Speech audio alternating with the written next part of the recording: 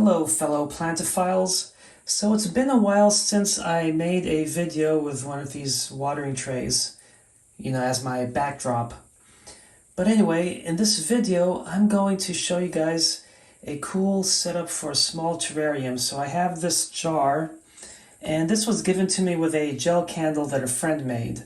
So when you get something like that and you're like, what do you do with the extra jar? And you have a nice lid, you can always make a terrarium. So that's what I'm going to do with this. Now, let us see. I have a container which I've had some soil in for quite some time, and I mean like several years. And it has a lot of like a bark type soil, as you can see. So I'm going to use that as part of the media. And a lot of people, when they build terrariums, they put like multiple layers. Some people use charcoal. They say it minimizes any odor, but I'm like, if you have a terrarium that's sealed, you're not going to be sitting there smelling it. Or you'll have like a layer of gravel to, some people use pebbles. I like to use perlite underneath just to soak in any excess water. But if you look at this terrarium, that means you're using up this much of dirt, and then the plants don't have as much room to grow before you put the lid. So I'm just going to use basic media for this. So I'm going to actually use this bark media versus regular soil because I really don't feel like going down to the garage and getting soil, and this will provide adequate aeration for the plants. So what I could do is actually, I have an idea. The coarser pieces that like to sit on top, if you shake this, it sorts. You see the finer pieces went to the bottom and the coarser pieces stay on top. And you see the same thing when you do an aquarium and you put different size aquarium gravels, they'll sort and separate that way. Same thing when you have any fluvial deposits, when you have flooding in rivers and stuff, it will sort into multiple layers from one single event, and you will see nice layering in the media. So I'm going to put the larger pieces underneath. I don't know what that is. So I'm going to, basically this way, it will act as the reservoir for excess water. So, and in doing so, you won't have the appearance of all these distinct layers because they're the same type of media, except just coarser versus finer versus perlite or charcoal or carbon or whatever. So I have just a small little layer of the media, and I'll scoop up a little more. And as I scoop up more from the top and I get to the bottom, I'm intrinsically adding more of the finer stuff on there.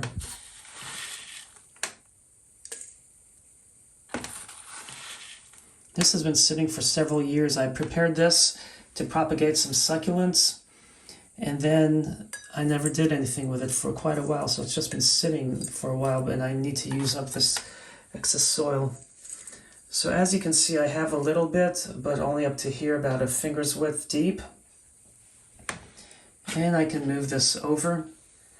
Now when it comes to plants and other things, I have 3 plants that I can use. Well, more, but the Pilea libanensis, some people mistakenly call it a Pilea glauca.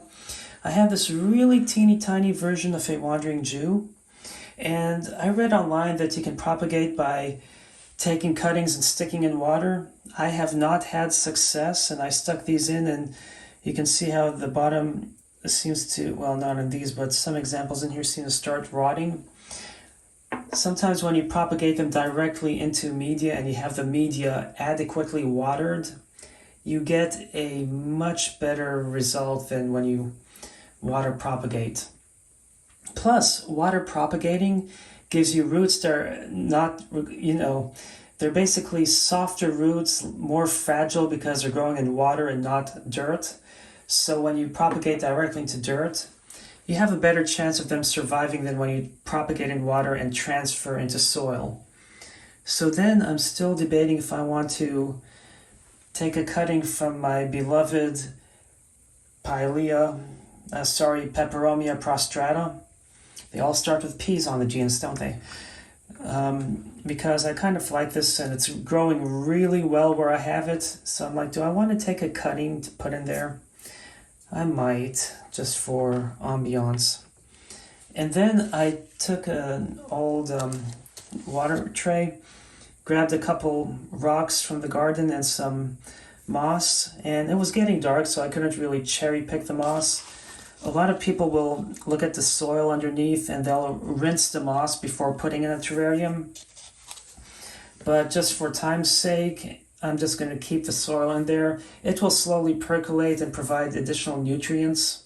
So I'm not too worried about that, but some people, they're very persnickety, so if you want to be safe, you can always soak it, wash it numerous times, make sure there are no little bugs or things in there, and go with that.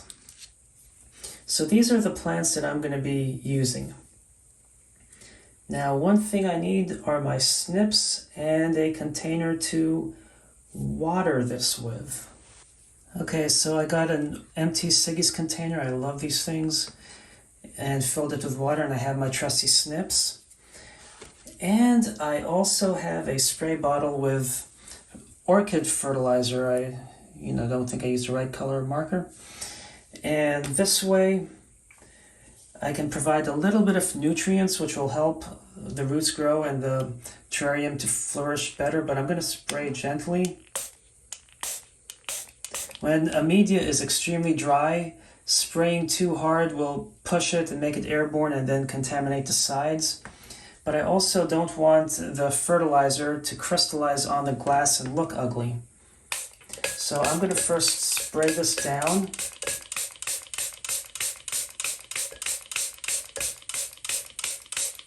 To provide some moisture. And then I'm going to take the spray bottle with distilled water is what I have in here, and I'm going to spray this. And what I'm doing essentially is getting any fertilizer off the glass and down into the soil from when I sprayed with the fertilizer. So I feel like it's good. It takes a while, it looks like it's really soaked at the top, but it's still very dry here. But that's fine. This may work, and I may not even need this, so I'm going to move this over.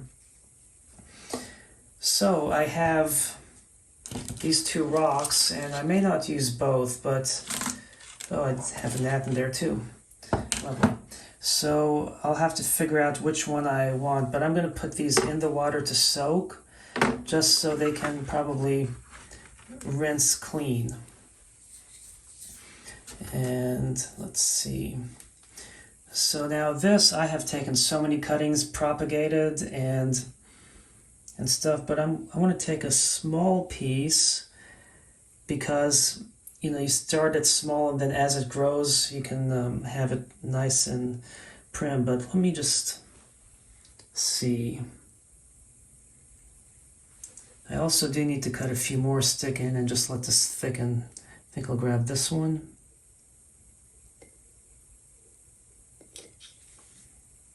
So as you can see, I cut and there was no node, so I'm going to have to actually cut just below that node. And this will go in there.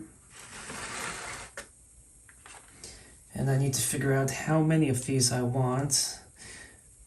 This is like leaning. I'll cut from here. So now I'll have two. And because this is a small terrarium, you don't really need to prune everything to stick in there and make it overly congested from the get-go. So I'm going to take from here. I have one coming up here, so I'm actually going to, I'll just cut from down here. Yeah, there we go. And then I have the Wandering Jew. But first I'm going to put these in and see how it looks before I decide to employ the wandering Jew. Now with these tongs, or tongs, I have just a straight one and a curved one. So I'm going to use the curved one to start out with and see. So you see how if I put this horizontally, as these roots, they'll grow up. So some people like to remove the leaves, and I'm debating if I want to or not. I want these two pieces flat in the ground. So I'm going to hold it this way.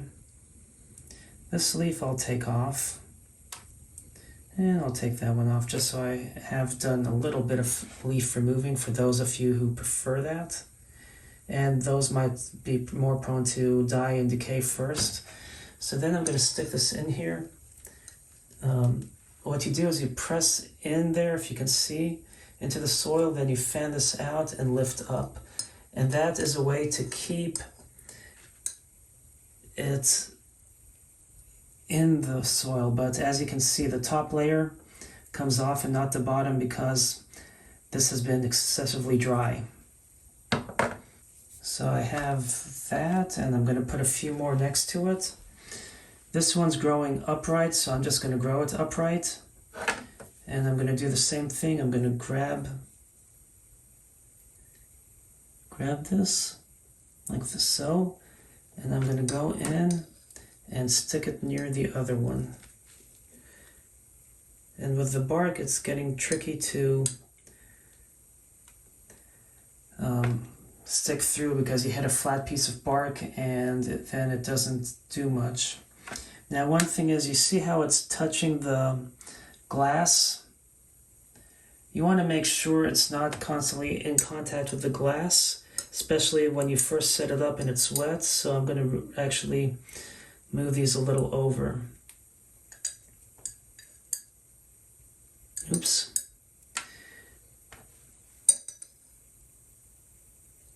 Yeah, I'm having a little trouble with this because the media is kind of dry.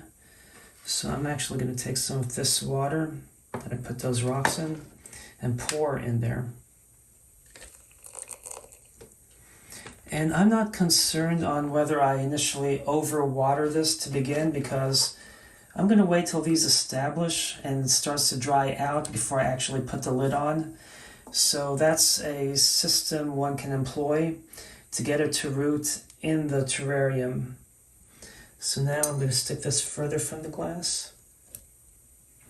And there we go. But this one's still curving to the glass, so I need to move this over. Now one thing I can do is put a rock to the back, but I don't want the rocks touching the glass and scratching it, and that's one reason why I didn't put perlite, because I looked perlite up on Mohs scale of hardness, and if anyone took a geology class, you learned that an object will scratch something of equal hardness or softer. So perlite is a little bit harder than glass, or at least the hardness of glass, so it will scratch glass. So if I put perlite at the bottom, it would be prone to scratching it. So now I have a little cluster, as you can see, of the Pilea. And I'm going to drop the excess in there. So now, this is dark, the soil is, and then the Pilea. So before I continue, I'm going to probably put a little bit of wandering Jew. I have these pieces that are dying off, and I could try to revive them in the terrarium setup. So I'm going to go and prune this from a good place to where I have a healthy bottom. And let's see, I'm actually going to stick this. I'll stick it on that side. Whoops. Probably better if I'll just keep that leaf on there.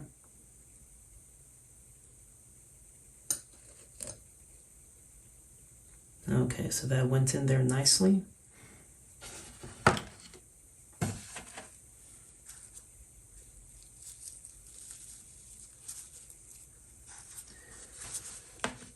So yeah, this at one point I think was a little overwatered.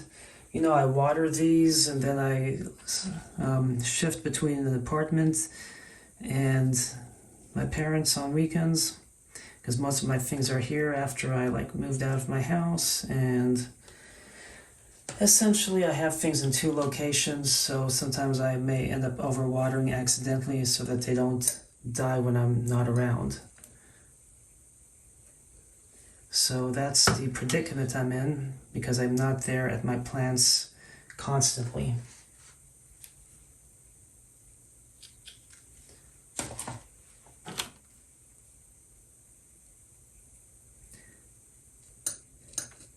So when you put them next to each other, as they grow and they thicken, they grow in a nice thicket, which will look nice.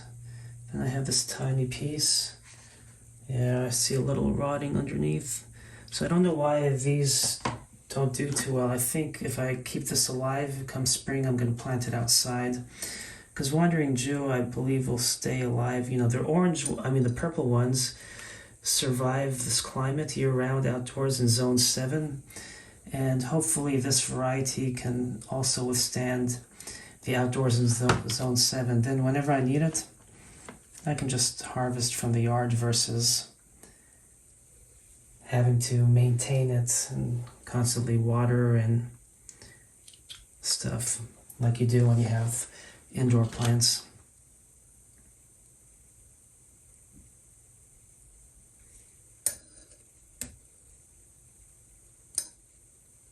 Okay, there we go. That's a nice little cluster. I have some more that are dying. Or maybe they're all dying. If they die, then I'll have to put some other plant in the terrarium in its place. I initially wanted to do a sundew aquarium with moss and a rock, but... Did I say aquarium? Terrarium, but I think this will be more practical or nicer. Okay, there we go. And you see there's a region over here that's a little dry. So I can go ahead and continue with watering.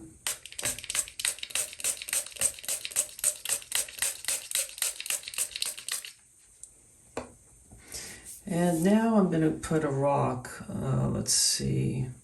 I think I was going to go with a darker rock, but I think I'm going to go with the light one. I have to figure out an orientation. Do I want this flat or put it flat like that on its side? You see how this comes as a 90-degree angle?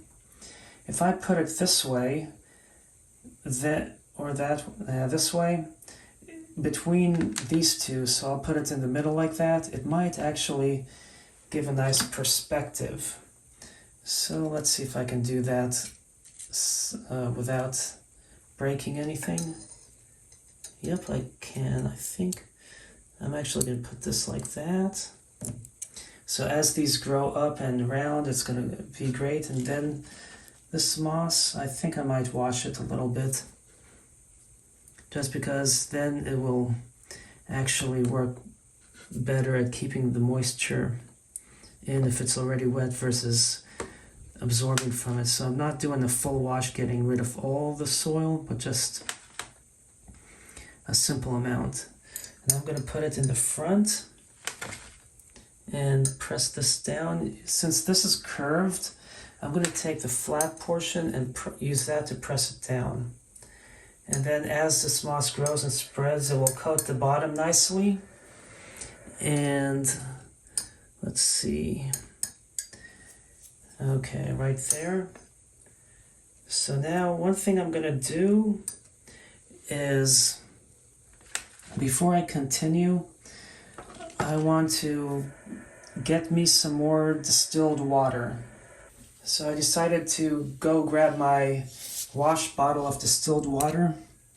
And what's nice is you can squirt the edge of the glass, so any sediment or soil that's on the edge will go down into the media and the glass will be clean.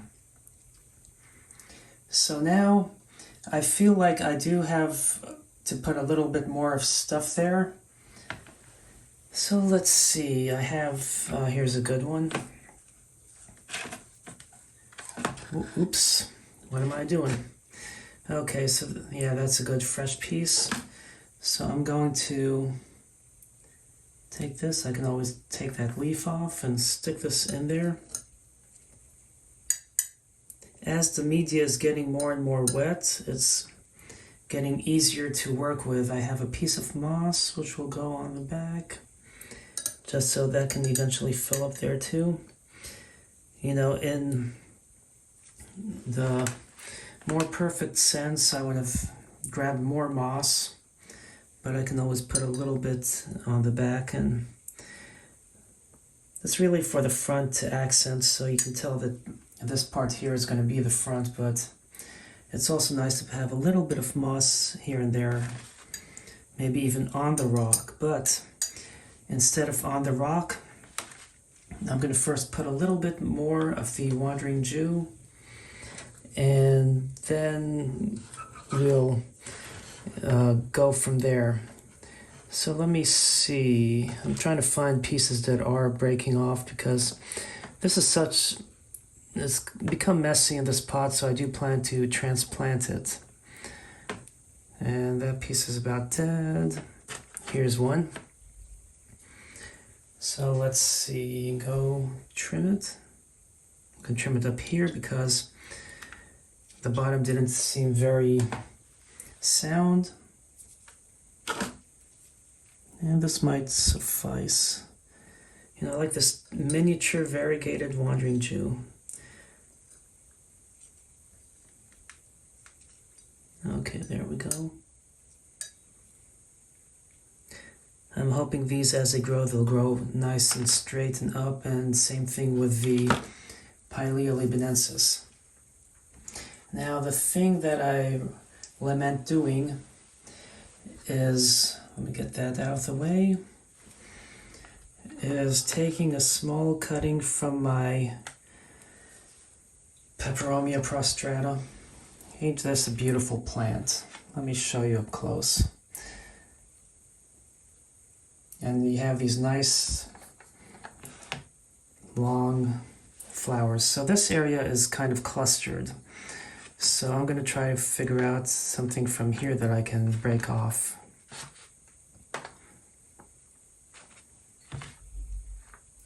And let's see. I want a piece that doesn't have too many flowers on it, because I think I'll take this one here. If I cut it from here, that might be nice. I think I've made my choice on which one I'm going to use. So there we go. Good. I'm not going to interfere with the flower stalk, and this will, you know, gradually root in the soil as well. It's actually a faster grower than I had expected. So that's the nice thing about this. So I'm going to stick this in here, right there at the edge, and put it under the moss, and move this to grow on it. And this leaf is, let's see, let me stick this in further. There we go. Move this in. And there we go. So now I have a beautiful terrarium that I can present. But first, I'm taking a piece of paper towel, cutting a strip off, and making sure this is clean. You know, most people will just rinse this first, but I'm not too worried. Well, I'm going to wipe it clean.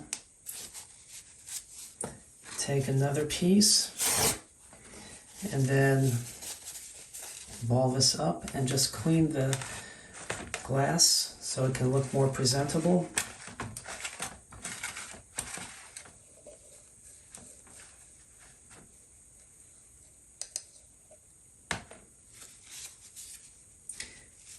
And now let me show you guys the final product, and it should look nice as these root and start to grow in here. So here we have the final product.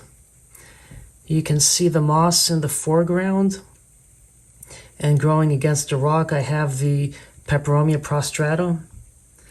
these pieces that I cut in the back here to root from the Wandering Jew and the Pilea libanensis still need to get a little taller. So in hindsight, I should have picked a few longer pieces just for this to look nice from the get-go, but once they root, they'll start growing and look nice. And then, you know, I can enjoy it a little longer before I have to start pruning and doing any maintenance. And I can always remove the lid to let it breathe, but I feel like I have an adequate amount of moisture right now in the growing media to where it's saturated but not drenched completely and soggy and sitting in sogginess. So that, along with a little extra humidity from the top, can help these plants root faster. And concurrently, I can remove this, and they're sheltered by the glass and still can allow airflow to breathe, and that can help them stay healthy.